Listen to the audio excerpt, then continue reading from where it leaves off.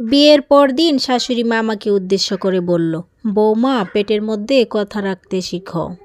এখন তোমার বিয়ে হয়ে গেছে, স্বামীর বাড়ির কথা বাপের বাড়িতে বলো না, আর বাপের বাড়ির কথা স্বামীর বাড়িতে বলার দরকার নেই।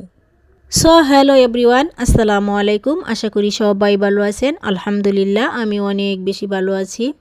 শাশুড়ি মার কথায় আমি অবাক হয়ে গেলাম। ভাবলাম আমি আবার কি করলাম? সবেমাত্র কালকে শ্বশুরবাড়ি পা দিলাম। কি এমন করলাম যে শাশুড়ির চোখে আজই আমি দোষী হয়ে গেলাম? একথা ভাবতে ভাবতে দীর্ঘশ্বাস ফেললাম। ভাবলাম কি না জানি বড় অপরাধ করে ফেলছি। তখন শাশুড়ি মা আমার মাথায় হাত দিয়ে বলল, বৌমা তুমি চমকে গেছ? আমি আমতা আমতা করে বললাম, না মা। তখন আমার শাশুড়ি বলল, বৌমা তুমি আমার রুমে চলে আসো, তোমার সাথে আমার কিছু কথা আছে। আরও ভয় পেয়ে গেলাম। আস্তে আস্তে শাশুড়ি মার রুম পর্যন্ত চলে গেলাম। গিয়ে কী করব, দাঁড়িয়ে রইলাম। আর শাশুড়ি মা আমার হাত ধরে টেনে তার পাশে নিয়ে আমাকে বসালো। শাশুড়ি মা আমাকে বলল, মা তোমার এখন বিয়ে হয়ে গেছে, এখন সব কথাই তোমাকে বুঝে শুনে বলতে হবে। এমন কোনো কাজ তুমি করবে না যাতে তোমার শ্বশুরবাড়ির মান সম্মান নিয়ে যায়। আর এমন কোনো কাজও করবে না যাতে তোমার বাপের মান সম্মানটুকুও চলে যায়। এটা তোমার শ্বশুর বাড়ি, আমি না হয় তোমাকে মেনে নিব, কিন্তু যে আশেপাশের লোকজন আছে তারা কিন্তু তোমাকে উস্কানোর জন্য সব সময় প্রস্তুত থাকবে।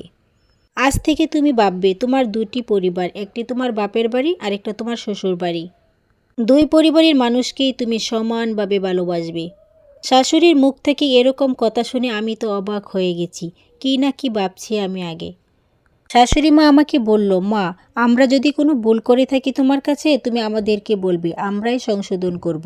অন্য মানুষের কাছে যদি আমাদের সমস্যার কথা বলো, তাহলে তারা কিন্তু সমস্যার সমাধান করবে না, বরং তোমাকে খারাপ পথে নিয়ে যাবে। আমরা নিজেরাই আমাদের ভুলগুলোর সমাধান খুঁজে নেব, এখানে বাহিরের মানুষের কোনো প্রয়োজনই হয় না। শাশুড়ি মা আমার হাতটা ধরে বলল, আজ থেকে তুমি আমার মেয়ে, আমার ছেলের বউ নয়। আমার মেয়েদের দোষগুণ যেভাবে আমি ডেকে রাখি, আজ থেকে তোমার সকল দোষগুণও আমি ডেকে রাখবো, কথা দিলাম তোমাকে।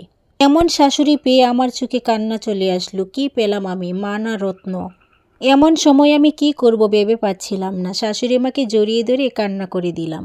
শাশুড়ি মা আমার চোখ মুছতে মুছতে বলল, দূর পাগলি, আমি না তোর মা, তুই কেন কান্না করছিস?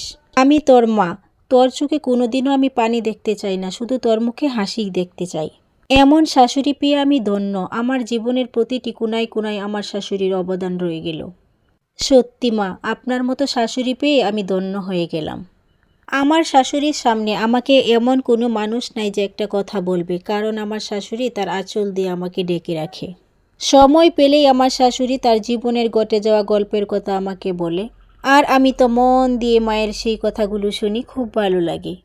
কত মানুষ যে শাশুড়ি আর বৌমার মধ্যে ঝগড়া লাগাতে আসছে, আজ পর্যন্ত কেউই সাকসেস হতে পারেনি। আমার শাশুড়ি একটা কথা আগেই বলেছিল, ঘরের বাহিরের মানুষকে কখনো ঘরের ভিতরের কথা বলবা না। যত বড় সমস্যাই হোক আমরা ঘরের ভিতরেই সমাধান করে নিব। শাশুড়ির কথায় আমি সাহস পেয়েছিলাম, সেজন্যই আজ পর্যন্ত আমার সংসারে কোনো ঝগড়াঝাটি হয়ই না।